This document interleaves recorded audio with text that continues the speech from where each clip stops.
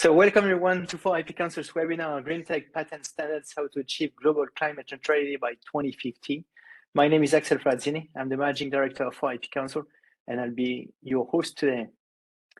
As you may know, 4IP Council is a not-for-profit research organization focused on the link between IP and innovation.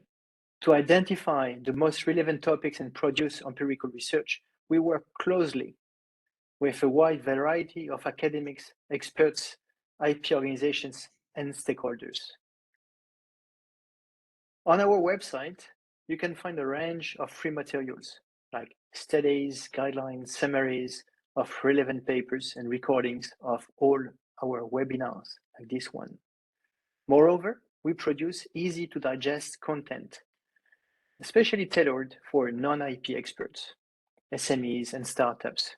This is free of charge too, and some examples are interactive graphics and interviews to inspire them. With this, we aim to assist innovative startups and SMEs to learn how to use IP to grow their businesses. As you know, more and more things are increasingly connected thanks to the Internet of Things. To achieve this, standardized technologies are needed, often protected by patents. This is why we have created a case law area with summaries of court cases regarding standard essential patents. This section is now also available in Chinese and Japanese. The dedicated section in Chinese has also been added a few months ago, so you should check it out.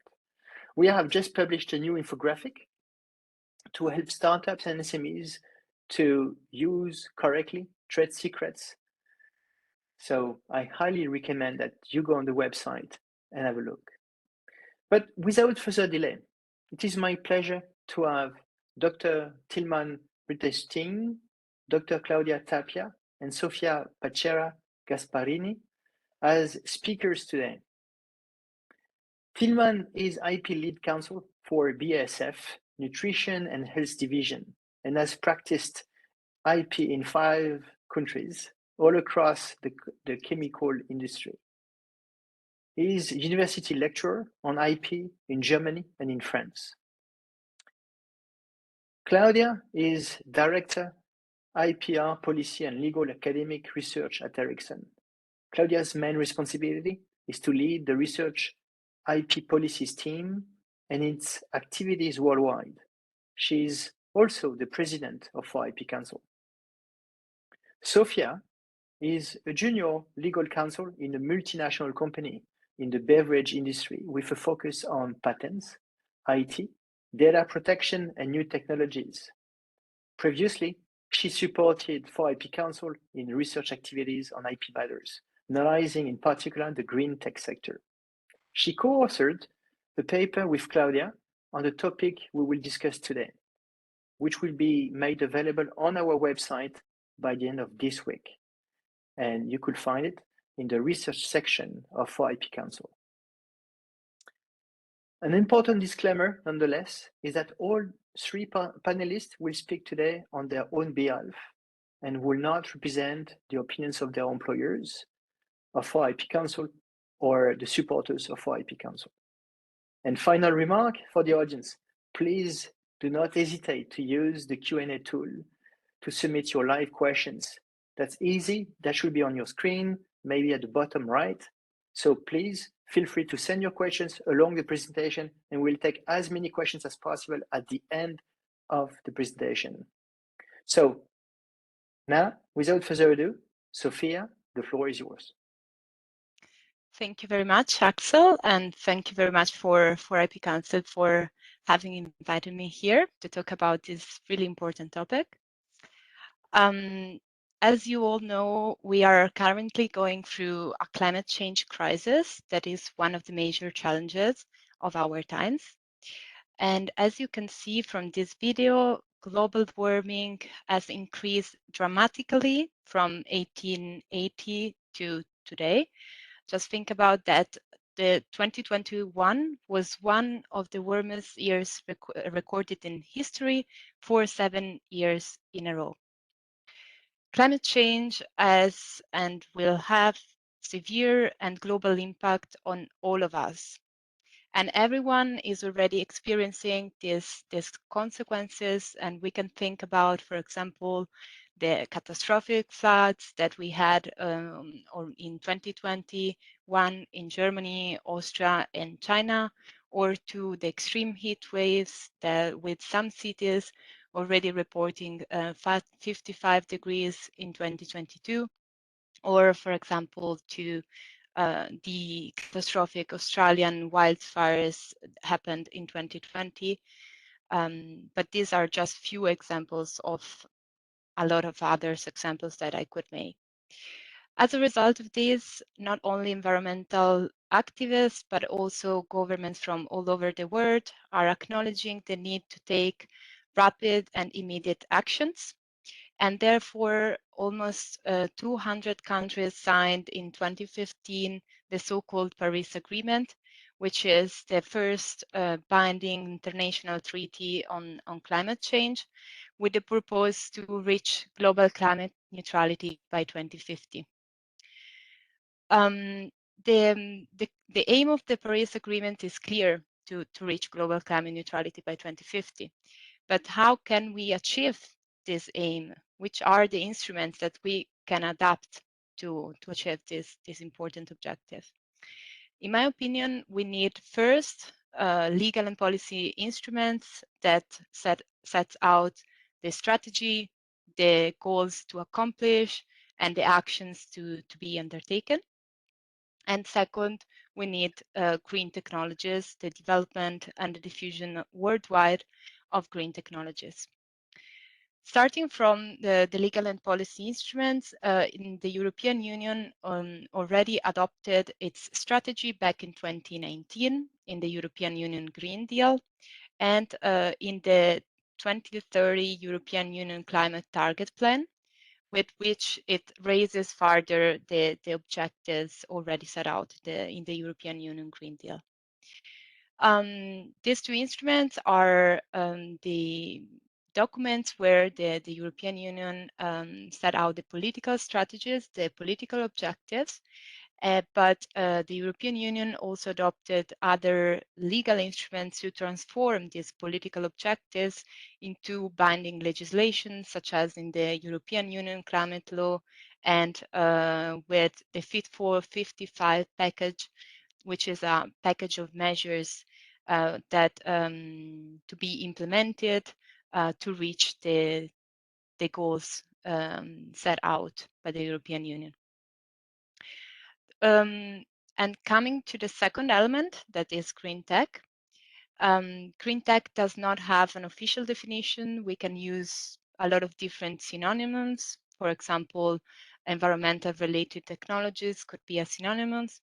And green technologies can embrace a variety of technological fields, such as renewable energies or reduction emissions technologies or storage energy technologies. But the thing that the common element that all these green technologies have in common is the purpose, that is to lower the negative impact on the environment. Wind energy, electric cars, LED lighting, and vertical farming are all examples of green technologies. And we have to keep in mind that we need, for the development of these technologies, we need certain elements. And first of all, we need research and development investments. Second, we need a robust IP system. And third, we need global, high quality and affordable solutions to spread these technologies worldwide. All these elements are interconnected, and the lack of one of these could hinder the benefits that green tech may bring to the climate neutral objective. Looking at some data about research and development investments, according to some primary institutions research, it is needed to become a climate neutral world by 2050. We need to invest between 3.1 trillion and $5.8 trillion per year, each year. And therefore, we need a significant investments in research and development, in research and development of green technologies. And to secure these investments, we need a robust IP system. That is the second element that it's really important in the development and diffusion of green technologies. And we need a robust IP system, and in particular patents, because technical knowledge and information are classified as so-called public goods, and therefore they are non-excludable and norovirus, meaning that this technical knowledge is really difficult to create. It's really costly to create, but it's really, really easy and cheap to replicate. And this is a market failure that has been overcome with the IP system, because the IP system and the patents permits a balance between the public and the private interest.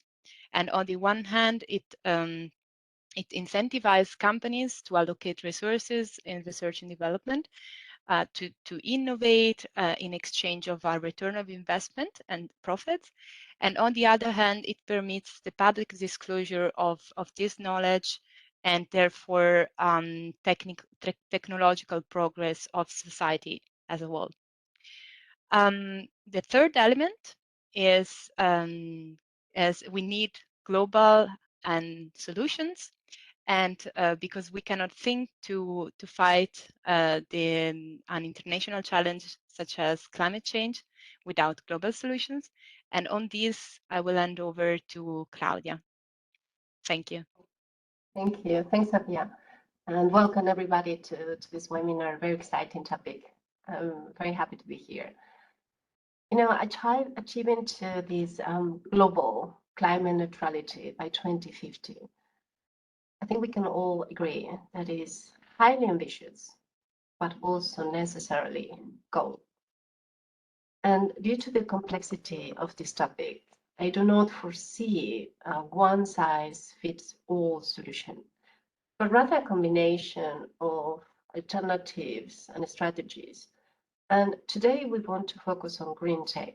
And in this context, I believe that a system that combines a global solution, groundbreaking technologies, is affordable, accessible for everyone, will be the best approach, at least a great approach.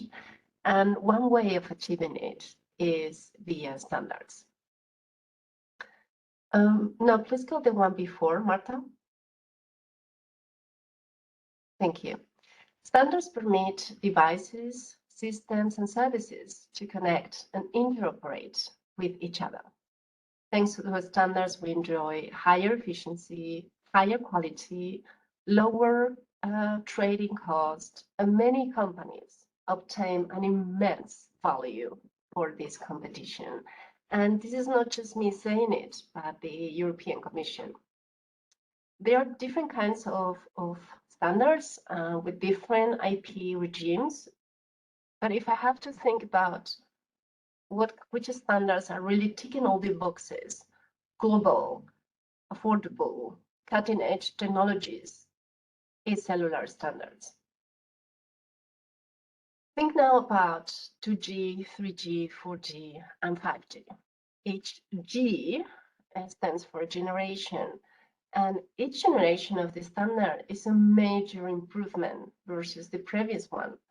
For example, 4G transfer data 12,000 times faster than 2G. And at the beginning, we were in a very similar situation as when this topic of climate change was in everybody's lips. Each country was doing its own thing. And then some countries started to collaborate. So we had connectivity between some countries, but not everywhere. I think this is more or less where we are right now with the climate change.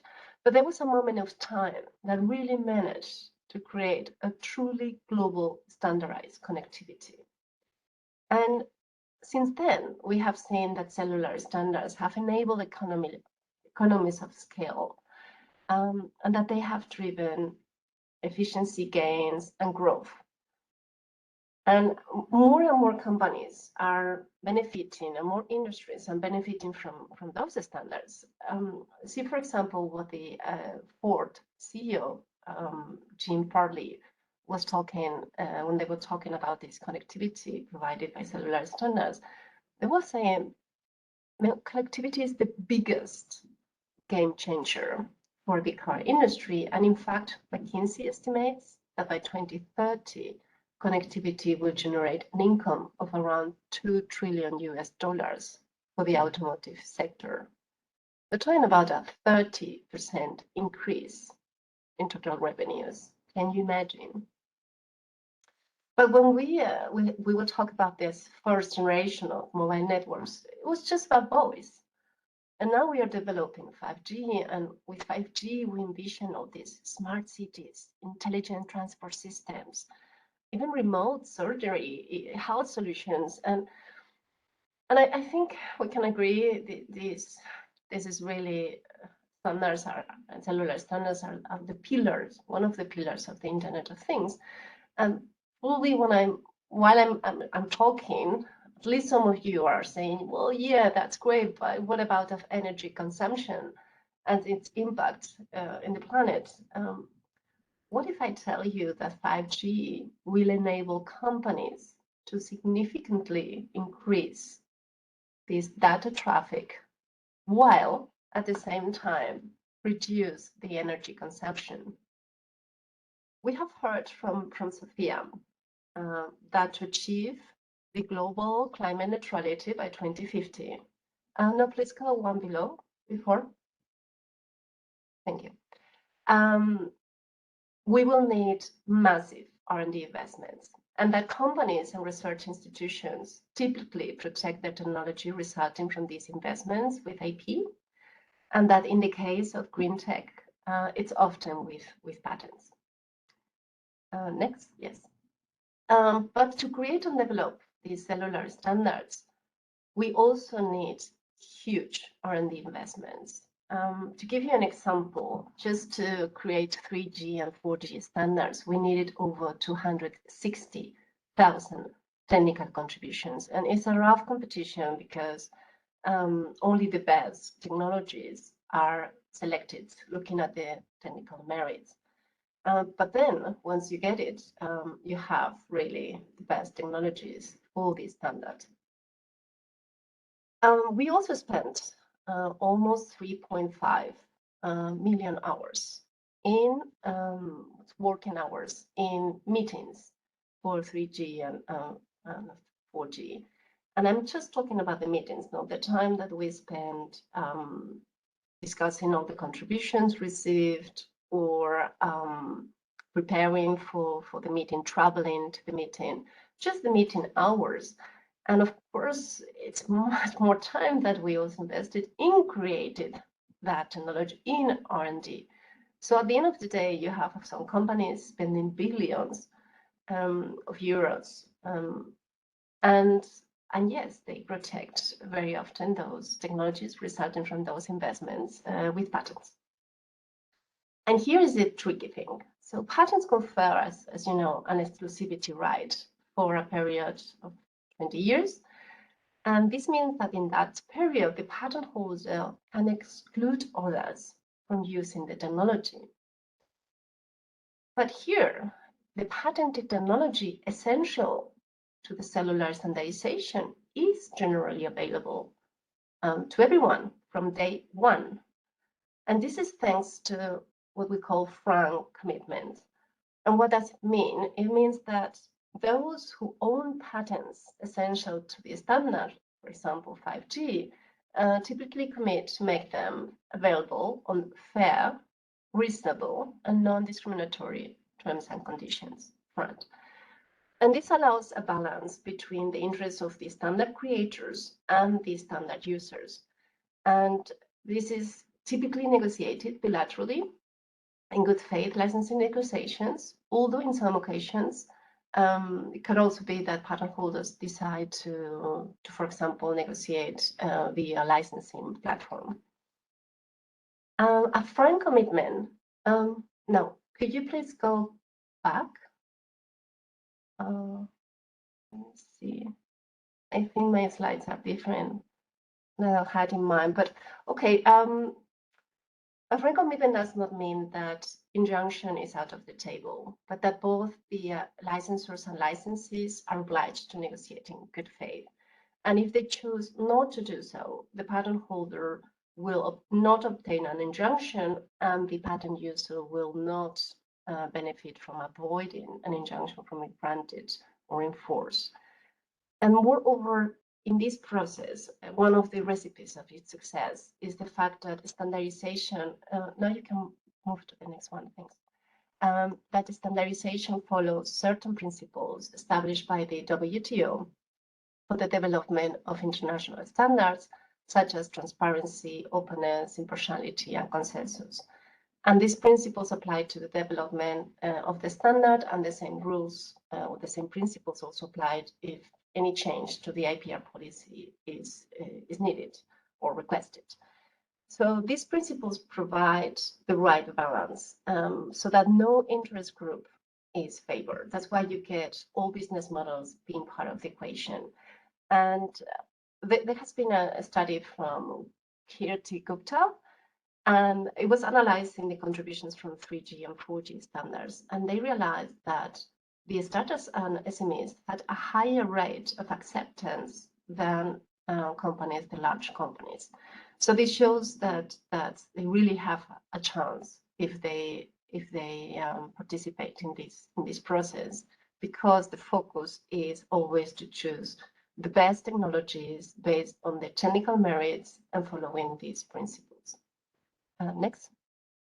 So here, I think it's important to see that there are rights and obligations for parties in order to, when they are negotiating on front terms and conditions, and that the consequence would be for courts to either grant an injunction or not grant it, depending on the behavior of the parties. This has been established by the Court of Justice of the EU in Huawei versus CTE case. Next slide. So to conclude, to achieve global climate neutrality by 2050, we need global, affordable, cutting-edge technologies. And we have seen that this is provided by cellular standards following the principles of WTO, and thanks to the access by front terms and conditions, fair, reasonable, and non-discriminatory.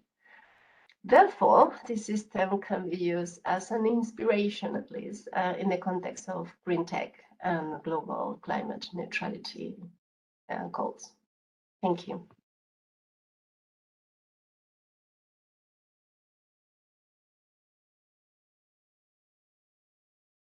Axel, I'm not sure if you are unmuting, but I cannot see you or hear you.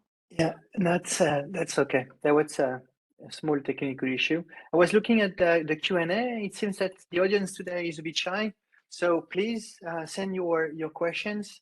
We have just a few, but still we can get started. We have a dozen questions. Okay, so thank you very much for the presentation and this interesting information. Now I would like to turn to Tilman. So clearly you have a different perspective, a different background. What can you tell us about what the chemistry industry is doing in order to create a sustainable future? Yeah, thanks, Alex. Pleasure to be here. Yeah, what are we doing as in the chemical industry? The products that we make, they basically surround us from the morning when we get out of bed and maybe wash our hair with shampoo, and we commute to work with a bus or a tram or a car. So we have plastics around us, surround us and protect us. And in the evening, we might take medication to keep us healthy. So these are just a few examples of the products that the chemical industry makes. And the chemical industry, if you hear that, you maybe not instantly think of sustainability. If you look at my background, that's the chemical site I work on.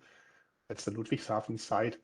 And you might be thinking of smokestacks, but at the same time, if I tell you that's located surrounded in a residential area, it's not as bad as it sounds. So many things, many solutions that we provide are actually inherently sustainable. So if I just mentioned the bus or the car that you take in the morning, the plastics that the chemical industry makes make the car lighter or, for example, and thus more fuel efficient. Now, how do we do that? In a nutshell, excuse me. In a nutshell, we take some form of raw material, starting material, and we apply energy. So we transform the raw material into the product. That's essentially what we do. And thinking about that, we have for a long time tried to make it more sustainable. It's just an economic question. The more efficient, the more sustainable the sourcing is of the raw material, the better for us. And the less energy efficient our processes are, the better for us. So in the past, that was a lot of fossil-based raw material like oil and gas. And that is now slowly in the industry transforming to natural resources like biomass. Think about sugarcane or wheat or something like this. And at the same time, the energy that we apply, that used to be also a lot of fossil-based energy, but we are investing heavily to have electricity or hydrogen, clean energies, as the source for the energy that we need to do all these transformations. And many companies actually are investing into these sources because we are such a heavy energy consumer. Companies are investing into offshore wind parks or some means to get access to green energy because the customers want it nowadays. They want to know that the products that they buy have a sustainable background. Yeah, maybe as a last word on that, the companies that I've worked in the past, they're all three of them are over 150 years old. So, and you don't get to stick around that long if you don't critically think about what the consequences of your actions are for your personnel, for your employees, for your company, but also your direct surrounding, and that includes the environment. Okay, that's really interesting. But how do you get access nowadays to the green tech that you need? Actually, we need quite some access because it's a growing field, it's an emerging field, and in areas like that, you never can do it alone. Many smart people work in my company, like in every other chemical company. There's smart people working on it, but a lot of research nowadays, be it green tech or not, is collaboration based. So you always work with others. And if you work with others, they have IP too, they have technology too that you don't have. That's the whole idea. And here already licenses, I think that were mentioned before by Claudia and by Sofia, licenses play a heavy role. One of the natural things to turn to if you need access is licenses. The good thing about IP is that it's all public. The whole idea is that IP gets published after 18 months, patents are, so they are still the source of technical information. And we have professionals that will search for this type of information. And if you identify something that will help us be more efficient, chances are we will look out for a license. Now, why would the other company give us a license? Often we trade, we cross-license, we have IP too, and if they need something that we have and vice versa, we come to a cross-license. But overall, in my opinion, the environment is friendly for licenses. No company is in the business of preventing others from being successful. Companies are particularly in the business of being successful themselves, and that includes revenues through licenses. So I can think of many more cases where we were able to obtain a license or ready to give a license where compared to the cases where that was not the case. Well, if you don't get one, the other benefit of the patent system, right, is that it incentivizes workarounds or improvements. So if you really don't get it, that's inspiration, that's a trigger to develop further and to work out of the claims of the other patent and develop something even better. Yeah, if that doesn't work either, you can attack the IP and maybe destroy it and make it available for everybody. And maybe as a last straw, the compulsory license. Virtually every patent system has it somewhere in the repertoire. If you would need a license to practice something for the common good and the owner doesn't give it, you can apply for a compulsory license. So these would be ways to get access, and typically, honestly, they work. But then it touches what Claudia explained earlier. Claudia, should we force the access to green tech, in your opinion? No, I don't think so. I mean, to Tilman's point, yes, compulsory license is there, but we know it's barely use, it's extremely difficult to get a compulsory license. So I don't think it's necessary either. Of course, we have companies being able to license, cross-license.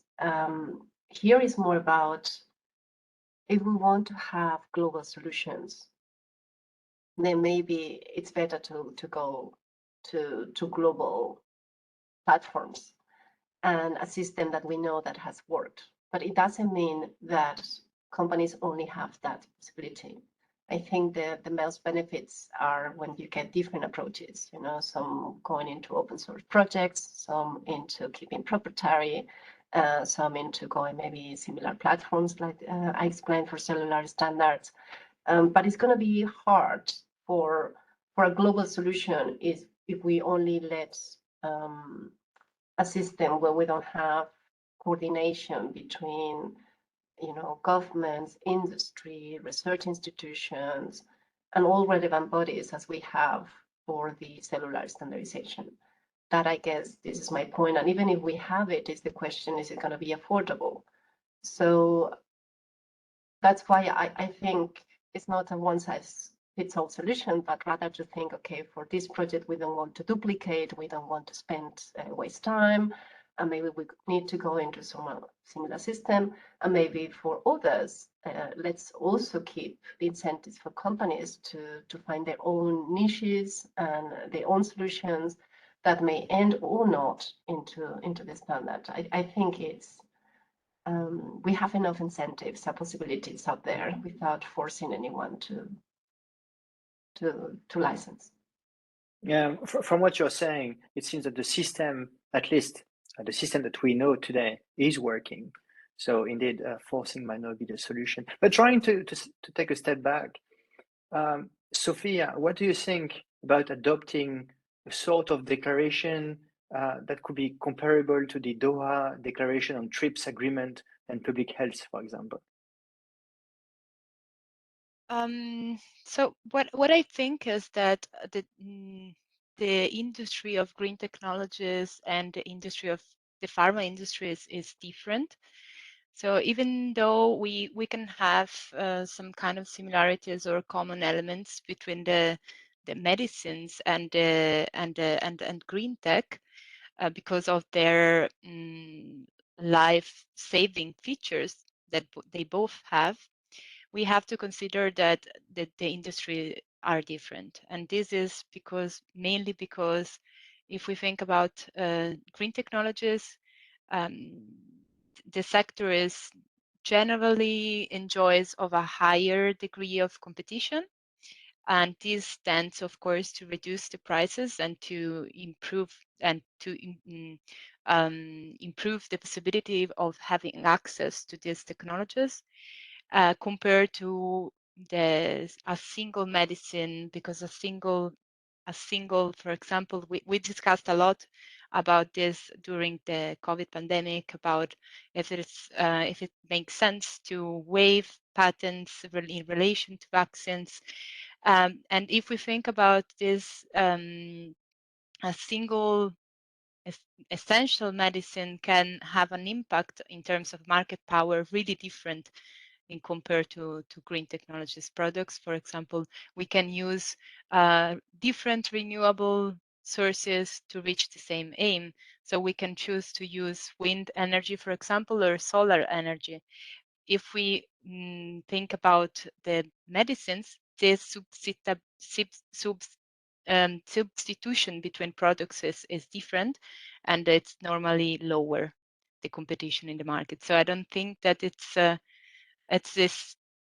we can compare the two sectors.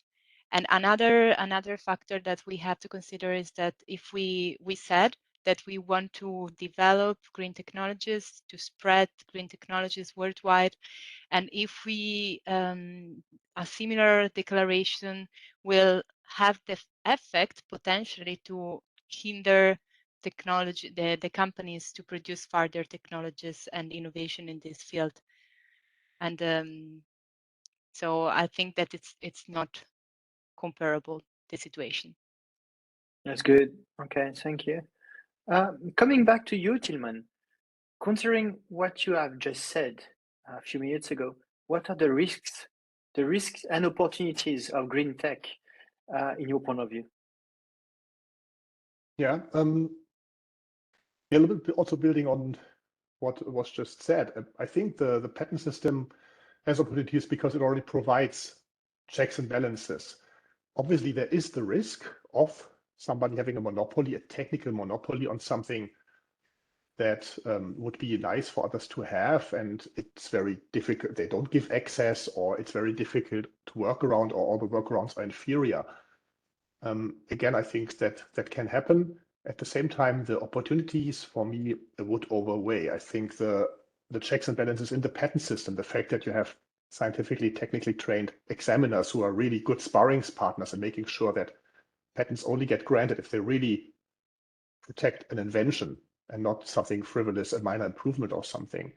You have that you've later ample opportunity for others to attack the patent. And even if you let that out, patents just expire because they're really, honestly, they're quite expensive. Everybody who runs a patent group or patent department knows that costs a lot of money. So you don't file in every country, and you abandon patents, honestly, as soon as possible to just save the resource. So all that leads to the opportunity of being really the source of technical information for companies. And I think it inspires the collaboration between partners. I think that's, for me, the major opportunity. Again, no company can do it alone. We are a very large company, and still we really need partners from SMEs to other large companies to tackle these issues, like new battery materials. You can't just like put some people in a room and say, develop a better battery. That will be a lot of collaboration, and the currency for that is IP. That's good. Now I can see I received a few questions after you talked about 5G, Claudia, during your presentation, and they are questioning, but is 5G an example of green tech? If we define it as a technology that is putting efforts in having the how I say, the lowest damage, and if possible to combine improvement with environment considerations, I would say yes, definitely. I mean, with 5G, we will be able to monitor water usage in real time. And with that, we can reduce greenhouse emissions because it's estimated, for example, that 5G will enable to reduce 374 million metric tons of greenhouse gas emissions in the US by 2025. It will also reduce 50%, for example, pesticide. And this is because 5G allows for more efficient and accurate spraying. So you have a less amount of pesticide. It will also improve energy efficiency. So in that sense, yes, I can see it as an example of green tech. Okay, so it means that that's not only because of the design of the standard that make it a green technology, but that's also an enabler of green technologies in general. So that's, you have two sides, and that's why that's so so important. But I hear, a few questions regarding what about banning patents for green technology? So this question could be for you, Tilman. Do you think banning green patent for green tech would be a solution? Well, if you ask me as a patent attorney, it's quite clear in which direction my answer will go, but obviously I don't think it can be the solution. I already talked about the opportunities connected with IP. And if we now would ban patents, what would that lead to? Would companies like mine or other companies keep their inventions for themselves? The classical example for keeping things to yourself is really Antonio Stradivari. He developed a beautiful violin and he kept it to himself. So now we still are guessing what makes his violin so unique. And if we would have shared his technical information, maybe the wood, maybe the lacquer, the furnace, I don't know what he used, then we could all build better violins, but he hasn't. So he kept it secret. And that is really the risk. If you ban patents, what are companies going to do? Are they going to keep it to themselves? Again, then you have no exchange between companies. Are you going to publish it? Are they going to put a lot of money into R&D and then publish the information? That will lead to a competitive disadvantage. And honestly, it might even not work, because in the end of the day, for a corporation like ours, the stockholders decide how you spend your money and your R&D money. If you would spend a lot of R&D money and then publish it, the stockholders might say in the annual report, that's not a good idea. That's our money, actually, you're donating to other companies here. So any Société Européenne or Anonym or Kabushki Gaisha Aktiengesellschaft, they are in the obligation towards their stockholders, unfortunately. They have invested there. So what would companies do if you would ban patents? I think it would leave them very few options. So I think that could not be the solution. But then, if you believe that might not be the solution, will it accelerate, or will it just impact the goal to achieve global climate neutrality by 2050, one way or the other? Do you see a link between both or not? In my opinion, it would not accelerate our way to global climate neutrality. It would really slow it down. As I said, it would really stymie, in my opinion, the exchange between companies. If IP wouldn't be there as the currency to enable the exchange between collaboration partners, I don't see a superior system how to achieve that. I think the benefits of the patent system really outweigh the risks here. Again, in many, I think it's so easy to say that patents stifle the progress. At the same time, if you look at where patents are filed, often they're not filed in very many countries, simply because of the sheer cost of having parallel patents in many countries. You do that only for very, very selected technologies. And most of the time you file in maybe 5 or 12 countries. And in the rest of the world, there is no patent, and you can practice the invention. You can read the publication and you can practice the invention. So I don't think really it's something that would slow down progress. I think it enables it. What about you, Sofia? What do you think about this? What do you think about no patents for green tech?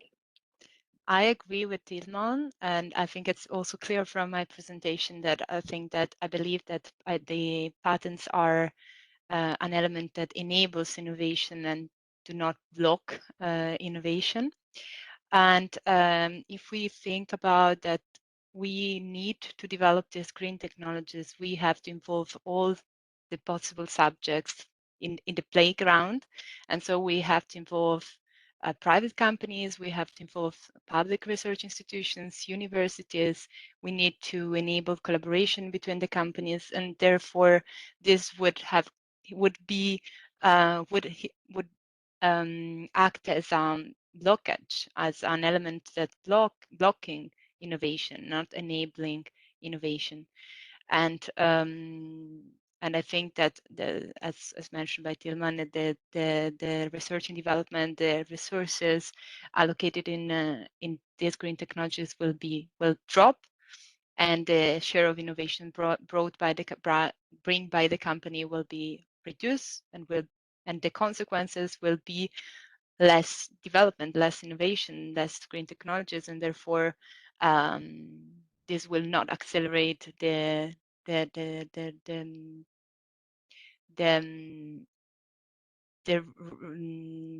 will not accelerate the possibility to arrive to become a climate neutral world by 2050. And yeah, so there will be less research and development, less cooperation between the companies, also because the companies will fear that the other companies will leakage of knowledge to the other companies. There will be less disclosure of knowledge, and not on the benefit of the society. The company will be forced to rely on trade secrets or to invest in technologies which are not easily appropriable. And one thing that it's really important is that without the sharing of the knowledge, there will be the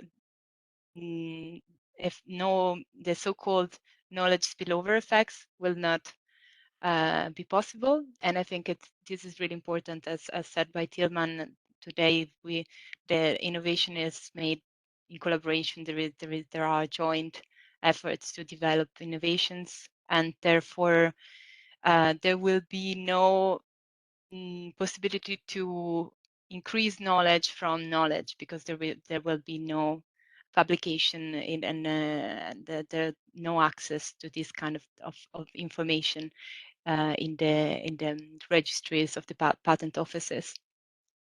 That's very interesting, because it makes the link with standardization. We talked earlier about 2G, 3G, 4G, and now 5G. Clearly, the companies who have been contributing to standardization's development organizations, they have shared their kindly, they have shared their knowledge, and that's how it worked. But to better understand how really SDOs, so standardization organizations, are working, Claudia, can you explain regarding cellular standardization model, what are the obligations for standard user in the FRAND negotiation? Sure. Marta, I don't know if you're still there, but if so, could you go back to the slides? Maybe if you go back some slides, I can tell you there. Can you please stop? No, back. Where you were before, you was too fast. One more. One more. There. So what you're seeing here are some rules established by the Court of Justice of the EU, as you know, the highest court here in Europe. And this is dealing with a situation where the patent holder asks for an injunction and the implementer raises a front defense and tries to avoid the injunction to be granted. And as you can see, there's a series of steps. These steps are not to be seen as a rigid, but rather holistically. And it starts by the patent holder making or a notification, notifying about the infringement. From the willing licensee, what courts have stated is that it has to clearly and unambiguously declare its willingness to conclude a FRAND agreement and to engage in licensing negotiations in a target-oriented manner, not subject to any conditions. So I cannot start saying, I agree to be willing to conclude the FRAND agreements if each of your patents is analyzed here in this country until the last court. So that will be a condition, and that will not be seen as a willing licensee. So basically, as a licensee, you have the right first. You don't need to approach the patent holders. You will be notified, and then it's about engaging in these licensing agreements. And the most particular thing, most important, is to do it in good faith. Now, in the website of 4IP Council, you can have you find that section that you can see here, and there's also some explanation in each of these steps. So if you're interested, you can go through it, and in each explanation, we bring what the courts have understood from each of those. Okay, so it seems that the framework is pretty clear.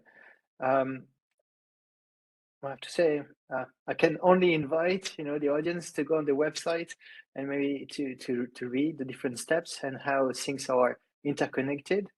But if we look at the benefits of patents, maybe that would be a question for you, Sofia. What are the benefits of patents other than the return on investment? Are there any particularities in the green tech field, for example? So I think that the patents there are many benefits of patents from both a private perspective and a public perspective. Some of them we already mentioned is the return of investments that companies can have in exchange of the allocation of resources in research and development. But in general, patents are an economic asset for companies. From a private perspective, they can be useful for all the companies of different sizes. For example, for startups, they can be useful to attract investors, to receive venture capitals, funds, and for big companies, the patents can increase the value of the companies, can attract talents in the company because of the innovations that companies can bring. But as mentioned before, from a public perspective, or there is this effects of knowledge spillover effects that can bring to a virtuous circle of innovation and collaboration. Other benefits that I can mention, for example, is the possibility patents permits to signal the possibility to operate freely in the market, and these are just some examples and the most important benefits that I can think about. If you allow me, I might be able to give a practical one from our industry. There is a organization called Catena X, which is basically originating, I think, from the automotive industry, where they say all the suppliers and all the consumers, so the automakers, they agree on a format to exchange data. Now, I think that's a standard in that circumstance. And why is it useful? Why does it, for example, help green tech? In my opinion, if we now, as a supplier, provide a plastic that goes into a car, we can then show what the carbon footprint of our product is. So per kilo, we produce so much carbon. And since this is a exchange platform that is a standard, I think it's much better for the ultimate consumer to be able to trace really how much plastic has a car maker bought, say from my company, and how much CO2 went in there. So develop the common language of how high is the carbon footprint of a particular product in the end. I think it's very useful to develop this common language, that not one company calculates this way and the other calculates that way. And we all think we're saving carbon dioxide, but we aren't, because we are comparing apples to pears. I think also for this transparency and this common language, networks like Catena X or Estanium, I think that can be useful. Still has to show that it will, but I think that's the opportunity. Yeah, that's good to try to compare different models. It helps to better understand the different frameworks. But we received another question, and that could be for Claudia. And this is more related to telecommunication. How do you think of the current anti-suit injunction issues worldwide in telecommunication industry? And should we use a different model for negotiation and licensing in green technology? Or maybe it has nothing related. What's your opinion about this? Yeah, I'm a little bit confused with the question, because I feel that these are two different things. Maybe for those who are not expert in the field, I think the participant is referring to the situation that one injunction is granted in one country, another country made stop that injunction with an anti-suit injunction. We have seen this happening in some occasions. I think at the end of the day, companies find a solution, because we see, for example, in Europe, we have established this with the Court of Justice of the EU, this balance between the parties. And if the court still believes this is in their competence, they will suit an anti-suit injunctions and anti-suit injunctions, anti-suit injunctions. And I think at the end of the day, the country will talk, and companies will find agreements. But let's not forget, this has been big exceptions, definitely not the rule. Absolutely, most of the cases we find agreements. But at the end of the day, the injunction still needs to be there. We have seen it, for example, in the case of Avanti, a platform that was created to give licenses on automotive. It started with automotive. it was transparent, the amount of money was there, the technology available, and still there were companies that decided not to pay. If you don't have the injunction, this can go for years and years. Even with an injunction, we have seen some companies that have taken 12 years to take a license. So no, I don't think, I think at the end it's a combination, but for this project of global solutions, affordable, high tech, I still think that this system would be the best approach.